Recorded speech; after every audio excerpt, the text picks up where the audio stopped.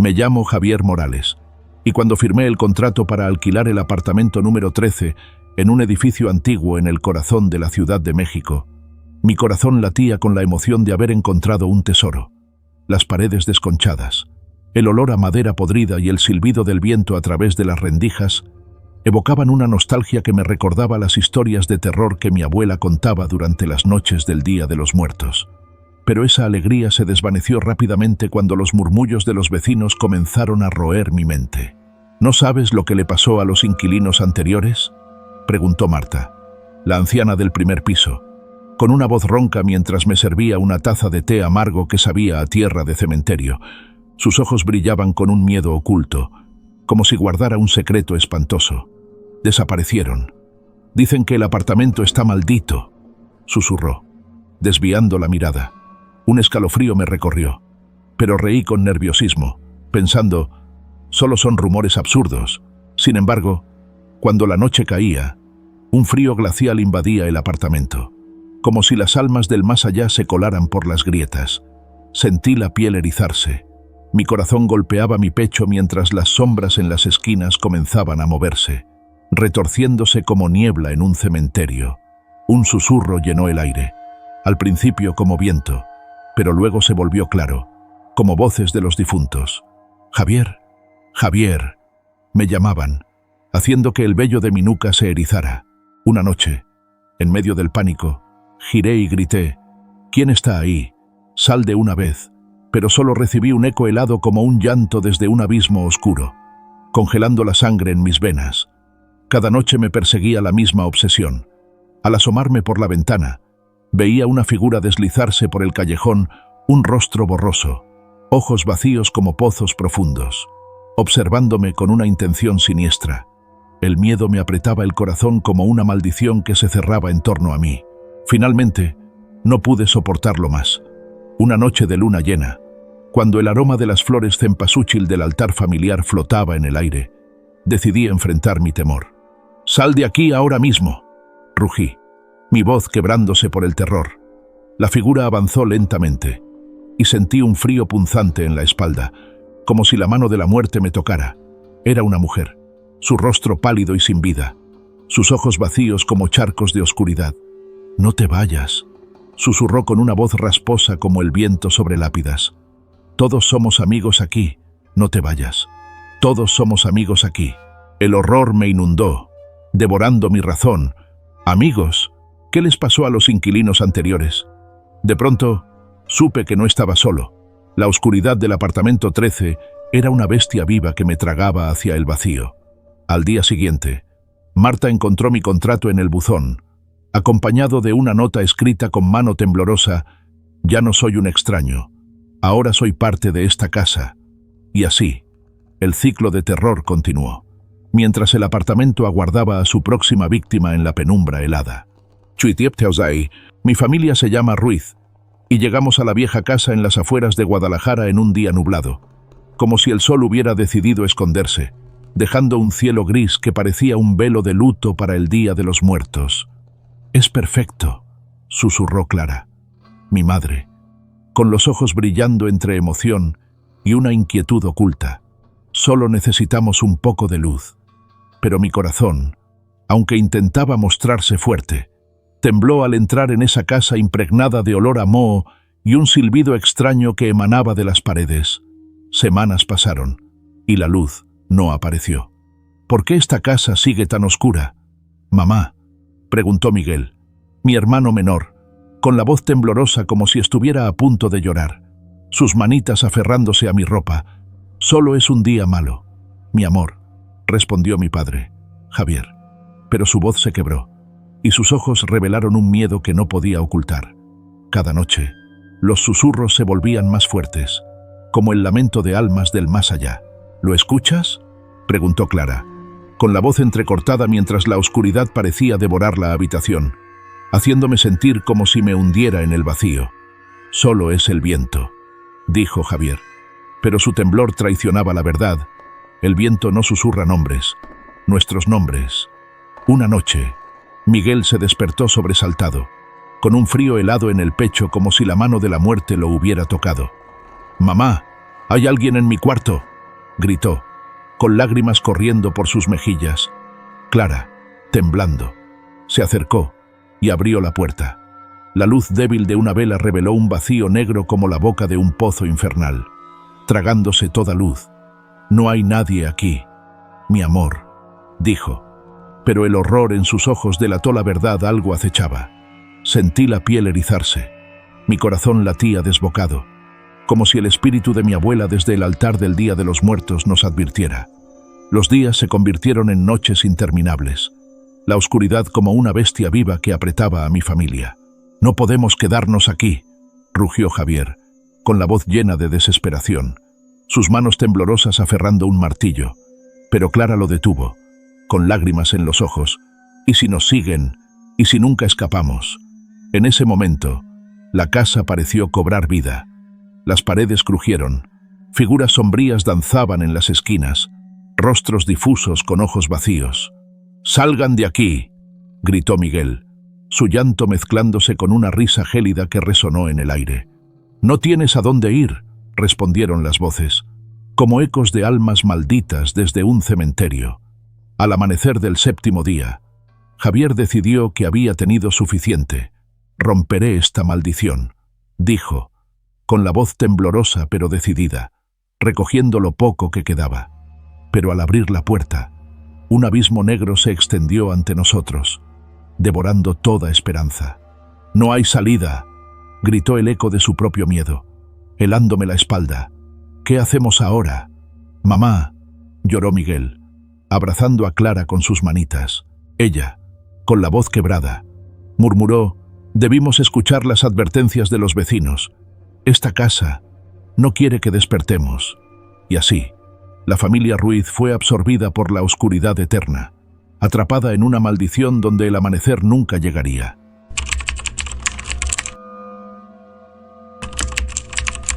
Apreciable suscriptor, la siguiente historia llegó a mí por medio del protagonista, quien me platicó una de las leyendas que tienen en los altos de Jalisco con Zacatecas.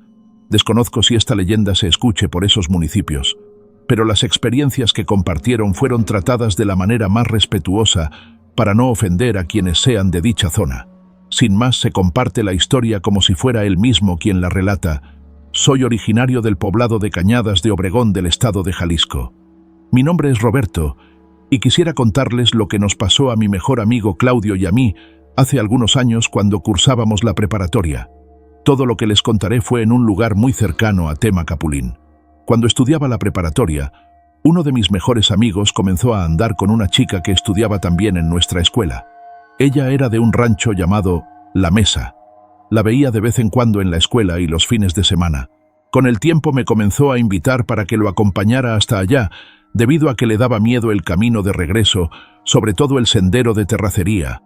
No le vi nada de malo, pues yo también estaba quedando bien con otra chica de ese lugar.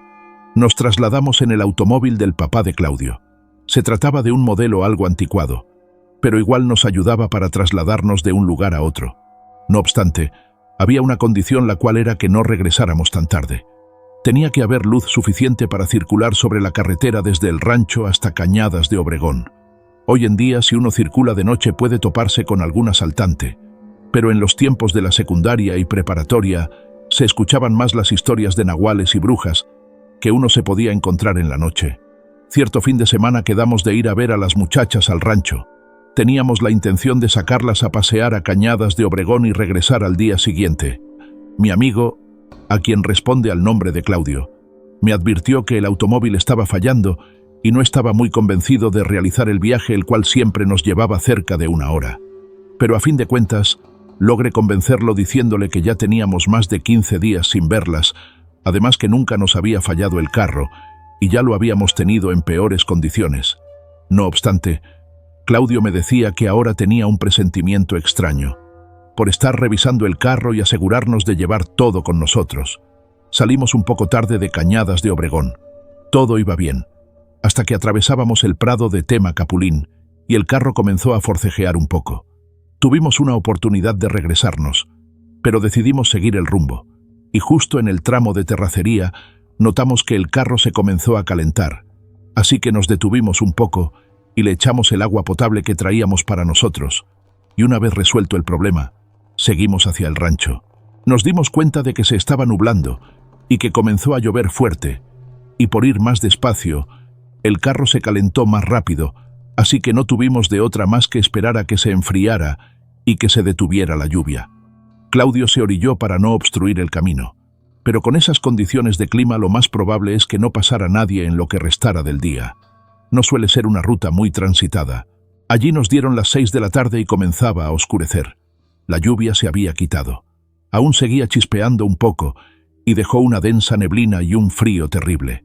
Ya nos faltaba poco para llegar al rancho, y al querer encender el automóvil ya no sirvió. Así que nos quedamos unos minutos en pensando qué podíamos hacer para llegar con las muchachas. Aún así seguimos intentando que el auto prendiera, pero terminó por ahogarse. Decidí comentarle a Claudio lo mejor que podríamos hacer en ese momento era llegar caminando al rancho. Era la mejor opción que teníamos en ese momento. La idea es que nos dieran cobijo por esa noche y a la mañana siguiente regresaríamos a arreglarlo. A Claudio le pareció algo arriesgado. Aquel sendero de terracería siempre le daba miedo. En varias ocasiones me llegó a platicar que mientras manejaba podía ver enormes perros negros corriendo y trepando árboles. Pero en cierto modo corríamos más riesgos si nos quedábamos en el automóvil y que llegara alguien y nos asaltara. Claudio no tuvo otra opción más que aceptar mi propuesta. De esa manera dejamos el vehículo solo y nos encaminamos al rancho. De la cajuela sacamos un par de linternas pequeñas. Una ya se le estaba agotando la batería mientras que a la otra se apagaba cuando quería. Hicimos algunos cálculos mentales y por la distancia en la que estábamos hasta el rancho no nos debía llevar más de 2 horas en llegar. Contemplando que el piso estaba mojado y sin poder ver bien por dónde caminábamos. Aún así, desde mi teléfono intenté llamar al rancho para que nos recogieran, pero en esa zona jamás había tenido señal. Siempre fue raro que al ingresar al sendero la señal se perdía. Siempre procuramos seguir por el sendero por si llegaba otro automóvil y que nos pudiera llevar, pero había partes del camino en el que nos teníamos que desviar un poco por lo inundado que se encontraba e internarnos en el bosque. A mí me preocupaba Claudio. Lo veía bastante nervioso y se la pasaba golpeando la linterna para que encendiera, y a cualquier ruido que escuchaba se ponía un poco histérico. Aún así, las cosas se mantenían tranquilas sin nada en especial, hasta que a mitad del sendero vimos a una persona de pie. Nos detuvimos a varios metros de aquella persona. Notamos que usaba una gabardina de color negro, y su rostro estaba cubierto por una capucha, y se mantenía inmóvil. Conforme pasábamos frente a esa persona, me di cuenta de que se trataba de una mujer. En voz muy baja, mencionaba unas que no comprendí. Solo le dijimos con permiso, y pasamos de largo y a los pocos pasos de darle la espalda, nos gritó algo con una voz ronca y áspera. «Salgan de mis territorios». Apresuramos el paso para alejarnos de ella, y después de un minuto de estar corriendo, Claudio miró para atrás, para asegurarse si nos estaba siguiendo. Le pregunté si él sabía qué fue aquello, pero me dijo que no tenía ni idea. Pocos minutos después de habernos encontrado con aquella mujer, la linterna de Claudio empezó a fallar. Intentamos intercalar baterías con la mía, pero ya ni una de las dos funcionaba. Así que le di mi teléfono celular para que utilizara la linterna y pudiera ver por dónde pisaba. No le quedaba mucha batería, así que le sugerí que siguiera mis pasos. Llegamos a un punto en el que el agua se acumuló bastante en una parte del camino que no nos dejaba pasar, así que tuvimos que adentrarnos al bosque una vez más y buscar otro camino. En este punto es donde las cosas se complicaron. No era sencillo caminar entre los árboles con la densa neblina y linternas poco eficientes. Claudio tuvo que ponerse al frente con mi celular, pues alumbraba más por donde fuéramos. La temperatura descendió aún más, y aunque trajera una chamarra muy abrigadora, me encontraba temblando de frío. En eso Claudio se detuvo. Pensé que había escuchado algo. Era como si buscara algo entre los árboles y el terreno. De pronto se dio la vuelta para decirme que definitivamente no tenía ni idea de dónde nos encontrábamos. Yo me molesté y le dije muy enojado que lo estaba siguiendo porque tenía la mejor linterna. La mía se apagaba en cualquier momento y al celular le quedaban escasos minutos de batería. Traté de ubicarnos donde nos encontrábamos, pero era inútil. A donde apuntara solo veía árboles y la neblina no me dejaba ver más. Tomé una vara del piso y la lancé lejos. En eso se escuchó el crujido de las hojas secas y entre la neblina un sonido familiar que nos decía «Salgan de mis territorios». A esta vez lo dijo molesta y gritando. Me di cuenta de que Claudio se estaba alterando, y antes de que se echara a correr y lo perdiera de vista, le pedí que me disculpara por haberme comportado de esa manera. Yo también tenía miedo, pero no podía demostrárselo. Así que le dije que era mejor que camináramos y diéramos con el sendero con mi linterna, pero que esta vez se mantuviera detrás mío. Revisé la batería del celular y solo me quedaba un 8%, y eran ya cerca de las 9 de la noche. Preparé una alarma a las 9:30 para usar el celular en ese momento y buscar señal. Nuevamente la voz de aquella mujer se escuchó muy cerca de nosotros y mejor nos dispusimos a caminar rápido. Conforme avanzábamos pude escuchar que cerca de nosotros las hojas secas de los árboles crujían porque se acercaban a nosotros. Recordé que en esa zona era común ver lobos, y eso era a lo que yo más le tenía miedo. Por fortuna se escuchó el sonido de agua. Claudio me comentó que era muy probable que estuviéramos cerca de donde se inundó. Pero cuando llegamos me di cuenta de que era el manantial de donde se abastecía el balneario que estaba cerca. Eso era algo bueno y malo a la vez, pues podíamos pedir ayuda al velador y quedarnos con él hasta que amaneciera, y malo debido a que en lugar de avanzar, retrocedimos por muchos metros. De repente el sonido de las hojas quebrándose se escuchó muy cerca de nosotros. Levanté la linterna para ver qué era, y pude ver que alguien nos observaba detrás de un árbol. Me quedé inmóvil por unos segundos, y aquella persona se escondió. Me acerqué lentamente, pero Claudio me detuvo y me señaló a nuestras espaldas. Pude darme cuenta de que se encontraban más personas que nos vigilaban y se mantenían detrás de los árboles. No se me ocurrió otra cosa más que gritarles y decirles que no teníamos nada en contra de ellos y que mejor nos dejaran en paz. Los ruidos se incrementaron y pude ver la pierna de una persona que se movía detrás de un pino y éste se comenzó a sacudir. Apunté hacia arriba y en lo más alto se encontraba algo. Pensé que era una persona, pero sus ojos brillaron como dos esferas grandes. Se mantenía agarrado del tronco del pino con solo una de sus garras y luego aulló igual que un lobo. Detrás de nosotros los ruidos se incrementaron. Nos atacarían en cualquier momento, así que metí mi mano a la chamarra y le entregué el celular a Claudio. Lo miré y le dije, «Corre». En cuanto le dije, salimos disparados a diferentes caminos. Yo no sabía por dónde iba yo, y menos por dónde se encontraba Claudio. Pero era seguro que detrás de mí algo me estaba persiguiendo. Sentía que mi cuerpo ya no me daba para más cuando logré distinguir el balneario, así que me dirigí corriendo hacia allá para pedir ayuda.